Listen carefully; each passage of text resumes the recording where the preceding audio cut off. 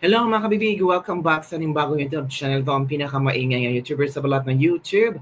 Ako si Kabibig, maglabag-labag ka with evidence. Naku po mga kabibig, ebidensyang hawak ni VP Sara at Maharlika tungkol sa police report sa krimen na kinasasangkutan ni Liza Marcos sa Amerika. May hawak silang police report. Ngayong araw na to, sinabi ni Claire Castro na source of fake news si VP Sara. Hindi daw totoo ang mga binulgar ni VP Sara. So ginawang fake news peddlers ang isang vice presidente according kay Claire Castro. Pero agad-agad may sagot si Maharlika Kabibig. Hawak pala nila di umano ang police report sa krimen. Naku po, kaya nga sabi ko before mo sabihin Claire Castro na fake news si VP Inday, make sure na may hawak ang dokumento para isampal mo kay VP Inday at para ipahiya mo si VP Sara na fake news siya. Kung hanggang dakdak ka lang dyan, useless lang yung pagpa-press con mo kung yun lang talaga ang rason mo. Dapat may dala ka na ebidensya ng fake news si VP Inday. Paano na yan? Si Maharlika, may dalang at hawak na police report. Ano kaya ito? Baka sabihin nila, naku, gawa-gawa na naman yan. Ang dali-dali man gumawa ng police report. So panoorin natin ha. Tingnan natin kabibig kung gawa-gawa lang ito ni Maharlika. And hindi naman pwede si VP Sara magsalita tungkol sa krimen na nangyari sa Beverly Hills kung wala rin siyang hawak na dokumento. Hindi naman tanga ang isang lawyer na vice presidente at isusugal niya ang pagka-vice presidente at kanyang pagka-lawyer kung wala siyang hawak na dokumento na pwede niyang isampal sa pagmumukha ni Liza. Di ba kabibig? So, labasan na ng baho, labasan na ng mga sikreto. Eto na kabibig, manood tayo kay Madam Maharlika sa kanyang pasabog na meron siyang hawak na ebidensya. Si Madam Maharlika, Papa? Knowing Madam Maharlika, ito na kabibig. Let's listen. Pangyayari pag-counter at sila ay magpapadala ng mga counter-attack, black ops o pagtatanim ng mga kaso sa kanilang kalaban. So sasagutin ko muna yan. Etong sinabi ni, and I'm not really sasagutin, okay? Kasi I believe ako ang unang nag-expose niyan. Ooh. Right? Ako ang unang nag-expose na according sa ating source ay may namatay na isa sa mga entourage ni Liza Tanas. Okay? So ngayon, hawak natin yung, actually, hindi ko alam kung anong hawak ni Vice President Sara na ebidensya. Ang hawak ba niya ay video, police report, or testimonya ng mga nandoon o ng mga biktima. Nako. Actually, may hawak din tayong, hindi dyan nagdadibakita, baka mapaghanda ang mga Jotang Jinimis. Okay? Likhan natin ha. Ito po ay hawak ko yung itong police report na ito, police report. dated April 21 to sinend sa akin. This is legit ha. Ayan. Ala, legit. So ayan yung police report. Ay, naka-blurry kasi tayo. Ayan. Uy, Beverly Naka-blurry Hills. pala tayo, naka-blurred. Okay. But anyway, so ito, basahin ko na lang sa inyo. So dito, mga kababayan, nag-request tayo ng police report dito, Police Department 464 North Rexford Drive, Beverly Hills, California. April 21 ako nag-request ang regarding response to California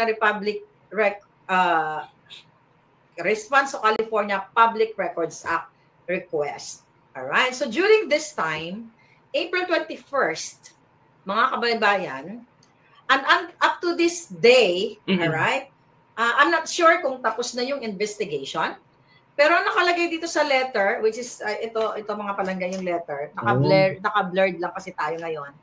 At may natutulog kasi doon na ahas.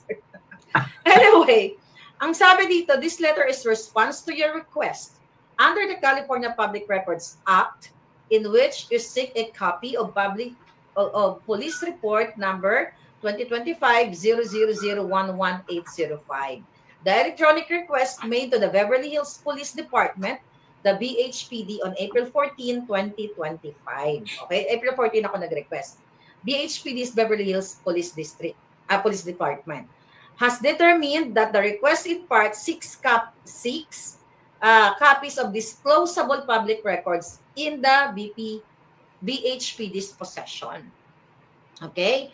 So ngayon mga kababayan, itong na nag-request ako, ang sinasabi dito ng Police Department, under the Act, BHPD is not required to disclose any records of complaints to or investigations conducted by or records of intelligence information of security procedures of the Office of the Attorney General of the Department of Justice, the Office of Emergency Services, and any state or local police agency, or any investigatory or security files compiled by other state or local agency for correctional, law enforcement, or licensing purposes. Government Code 7923.600. The records sought in the request fall under this exemption and therefore will not be disclosed. Hindi pa siya muna disclosed. Mamaya babasahin ko itong 7923. Pero dito, kasi mahalaga ito mga kababayan, itong binigay na ito, yung crime incident, death investigation, location of incident is 9876 Wilshire Boulevard, number 504.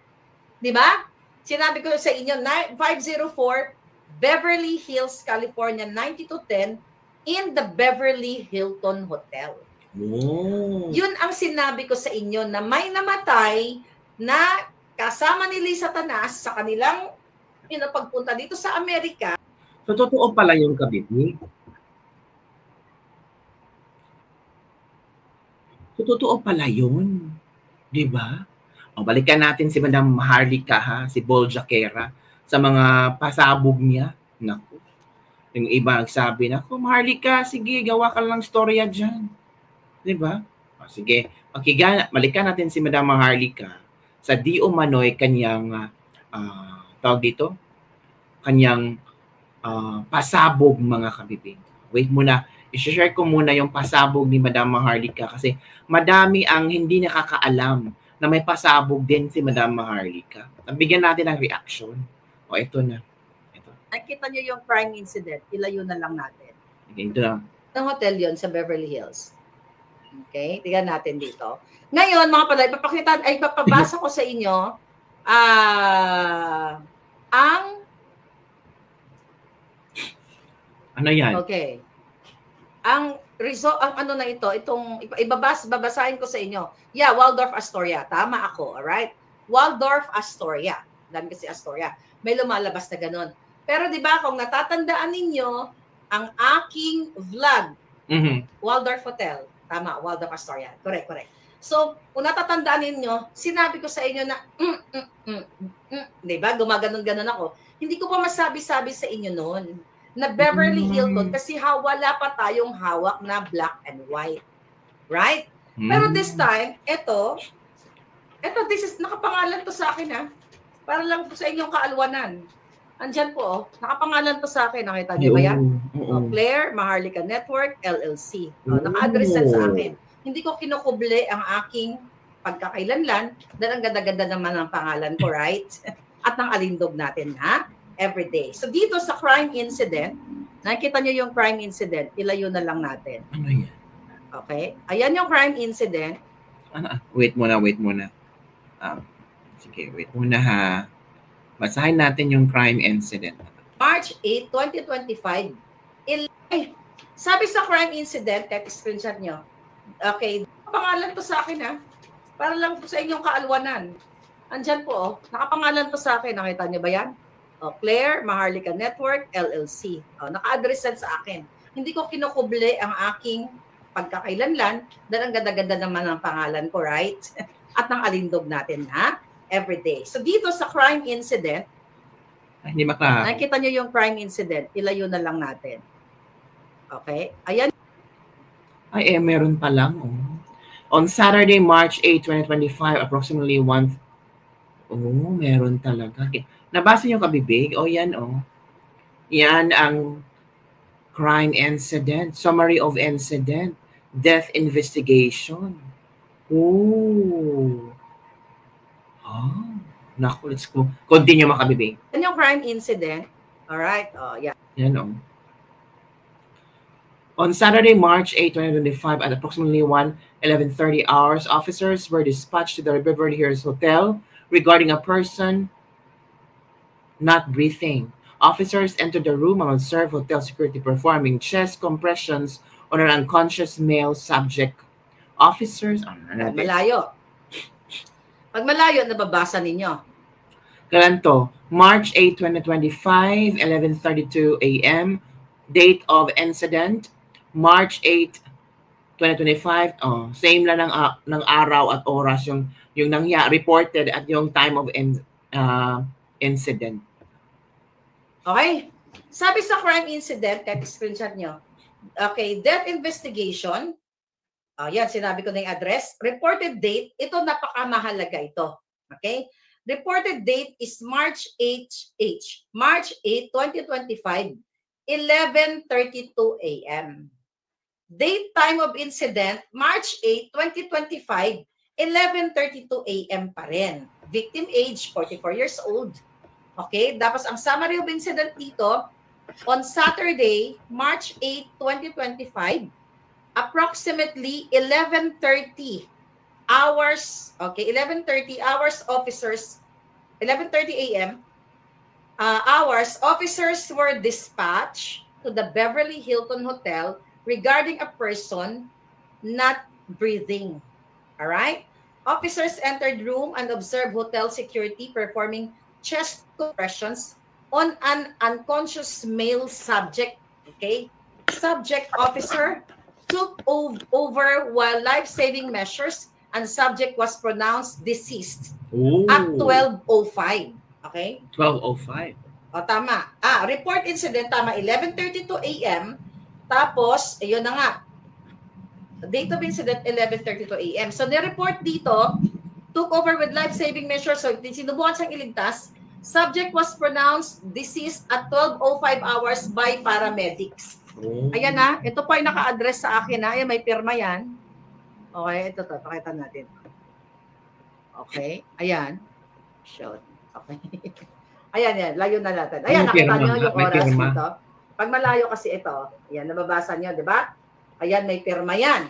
So, pinirmahan yan ni Donna Summer. No? Ni Donna, okay? Number 826, record supervisor. So, ito yung hawak ko. Police report po ito na pinrint natin na ako mismo ang nag-request nito. So, ngayon, sabi ko kanina, during this time, nung request ko ito noong April 14 ay actually 2 beses ako nag-request. March, di ba yung una pinakita ko sa inyo, March 25, I believe, sayang hindi ko na-prepare. Then pangalawang request ko na to.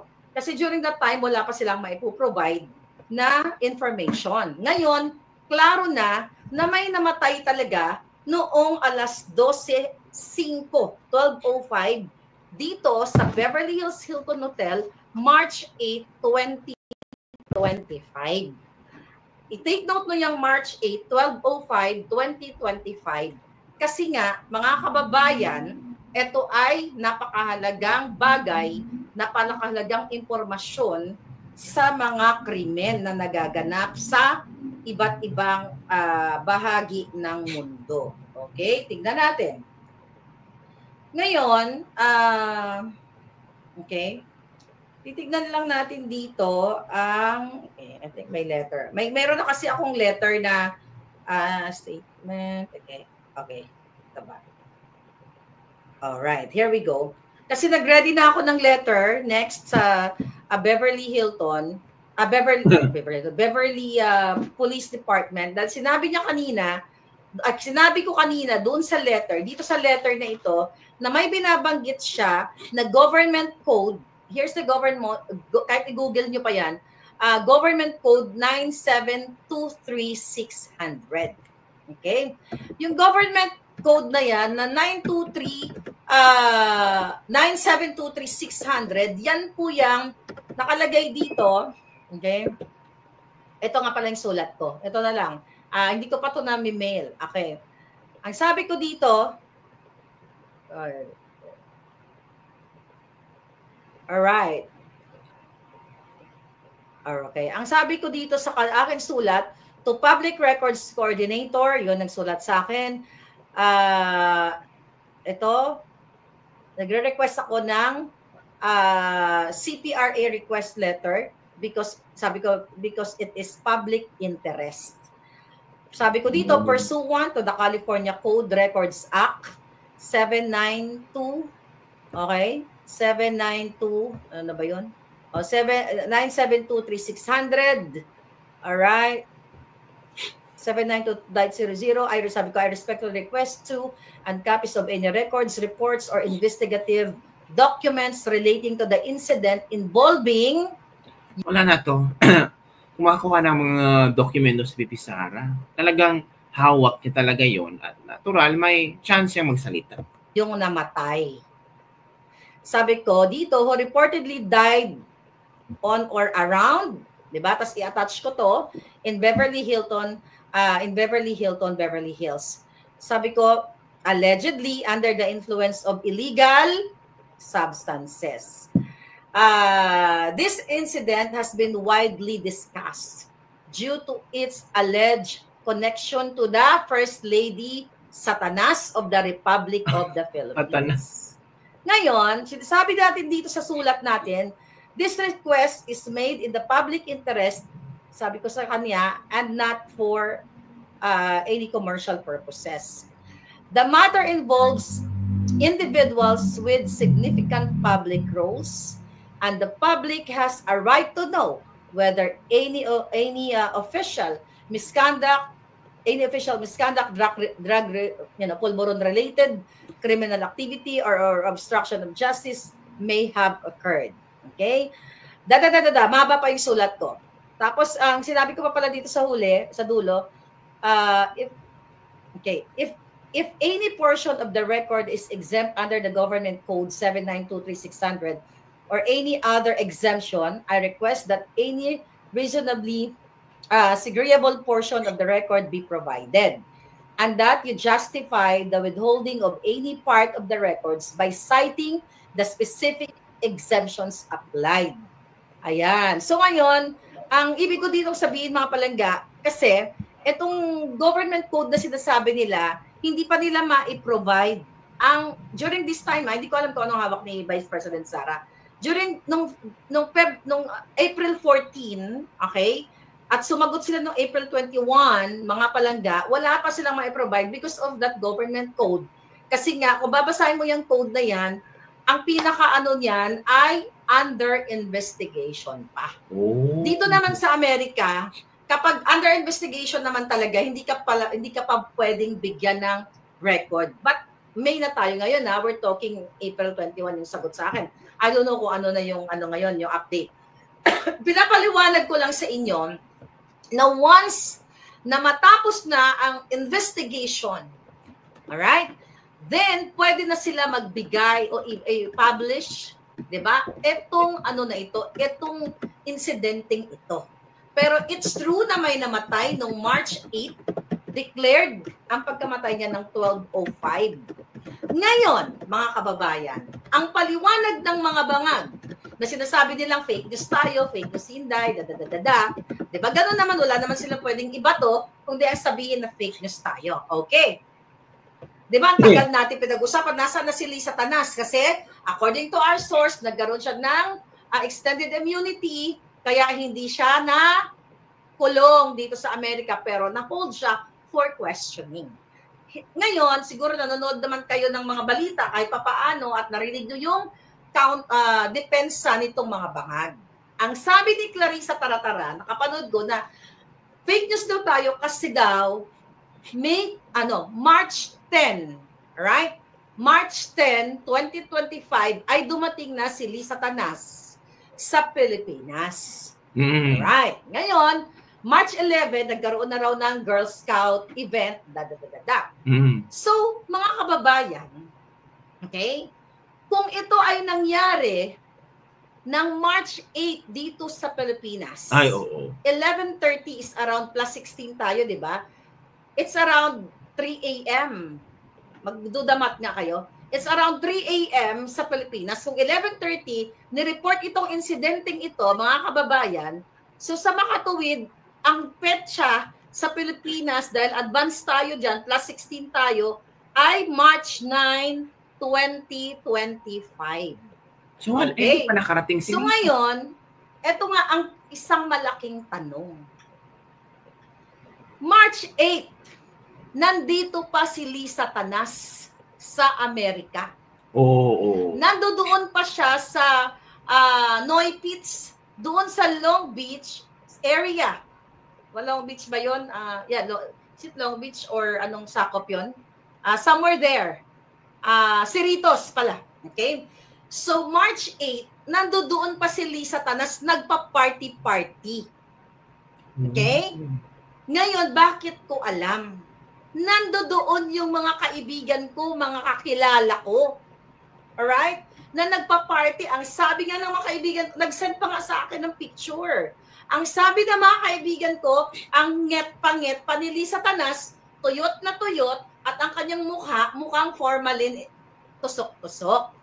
At hindi sila nagpa-picture. At walang kaklas-klas. Pag lumamon, parang baboy. Oh. Walang kaklas-klas. So March 8 ng gabi, nandito pa sila sa Tanas. Pero tignan nyo kung gaano ka walang puso, gaano ka sinungaling, ang buwaka ng inang mga ito. Namatay yung iyong kasama sa entourage. Asawa ito ng iyong appointee na si Dina. Okay? Nandyan, kasama dyan sa Malacanang. Namatayan ka ng kasama mo. Tayo, magkakaibigan tayo, namatayan ka. Namatay, dineclared ng March 8, 12:05. Nagpa-party ka pa sa Cerritos, sa Noy Pits.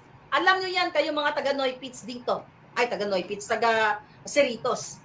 Ando doon yung mga kaibigan ko. Ang dami kong kaibigan in the past na in and out sa consulate, yung mga tao dyan sa community, nandoon sila. Oh. So kailan lumipad si Lisa Tanas? Right after ng party? O ipagpalagay na natin, kasi nuknukan sila ng kasinungalingan. Ipagpalagay na natin na yes, dumating siya ng March 10. Okay? Pero anong klaseng demonyo ito? Okay? Namatay? Ito yun, mga kababayan. Ito. Hindi tayo gumagawa ng kwento dito. Nakasalampak ang pangalan ko dito. Ayan, March 8 na pinakita na natin ito sa inyong date na ito. Ayan ang mga natin record. Anyway, mga lang. Okay. Namatayan ka ng kaibigan. Asawa ito ng appointee mo. Correct. Okay? Ipagpalagay na natin na ito ay ito ang bigyan na natin ng kadyotahan. O sige, umuwi ka, putang ina mo ka. Diba?